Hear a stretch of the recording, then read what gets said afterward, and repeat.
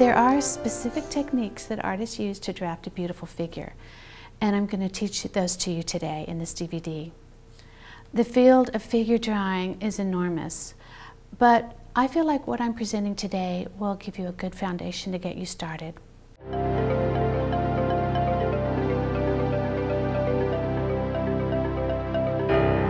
So these are going to be timed 2 minutes, and it's really important to stick to the timer to keep you from getting into detail.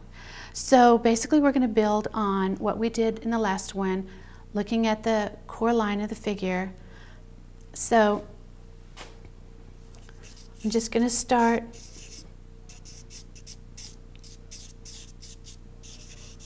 You might be a little bit more comfortable with fine charcoal because it's like a pencil.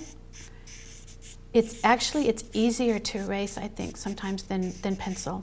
So I'm looking for the same angles, doing her core line. Her hips are going to be pretty much even because her feet, both legs, are taking the brunt of her weight.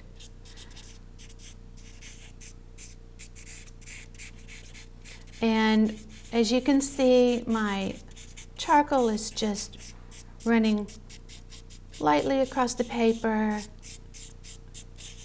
No erasers. I'm not even picking the fine charcoal up off the paper too much.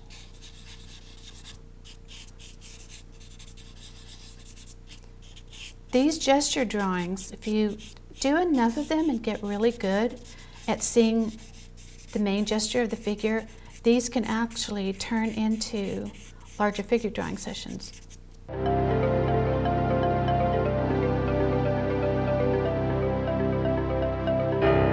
I've done a basic gesture drawing, no measurements,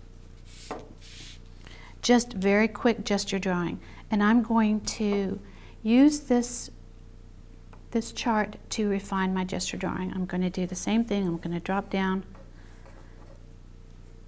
from the back of the shoulder. I'm going to determine where the midpoint is.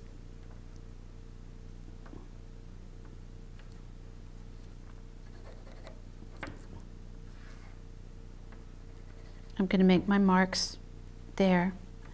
I'm going to take this unit of measurement and also bring it up here, and I know this vertical line is also going to be the intersection of the hands.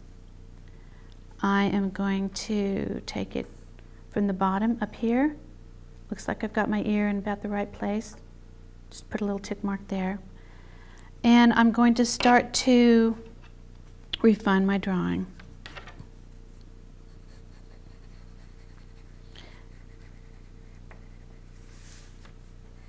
If you'll notice, there are pretty much 3 elevations. This distance here from the viewer, this distance, and then this distance. So I want to make sure that I have those 3 distances.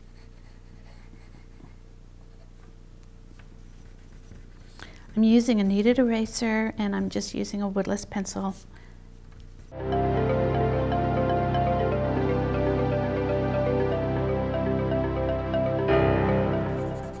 You can use a tortillon to blend. You can use, like I said, tissues. You can even use cotton balls, depending on how photorealistic you want it to look.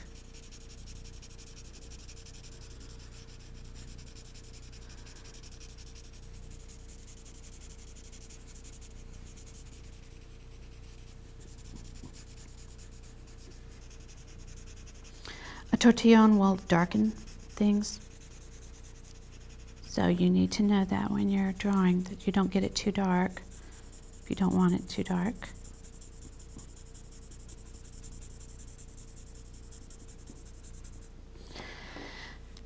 Now, why am I showing you how to shade a ball if you're going to be drawing figures?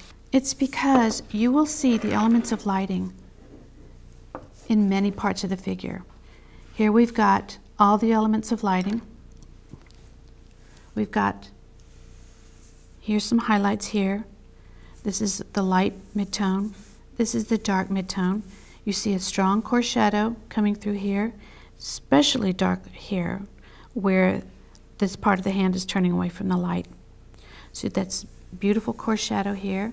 You've got a reflected light coming from this light surface here, and this area here that the arm is resting on is the darkest dark.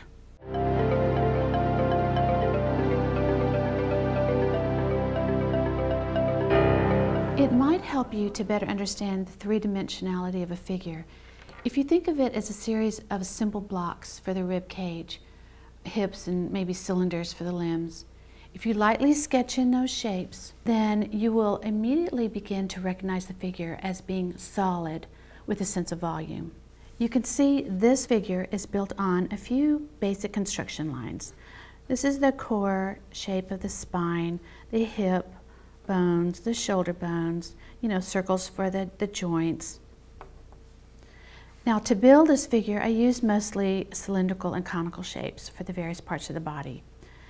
Circles for the joints, and even a block for the head, just to show you the light and shadow planes on a human figure.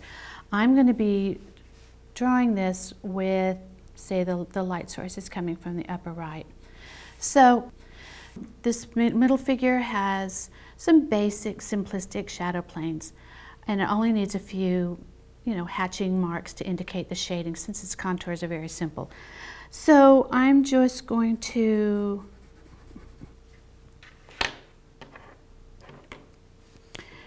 shade these shadow planes. Again, I'm taking note of the direction of the light here. I'm going to have it coming from the upper right. You would never start to shade a figure until you determine the light source.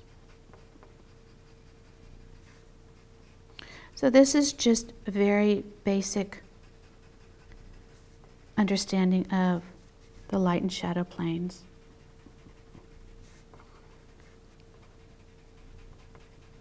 So it's important to look at your figure and really examine those light and shadow planes.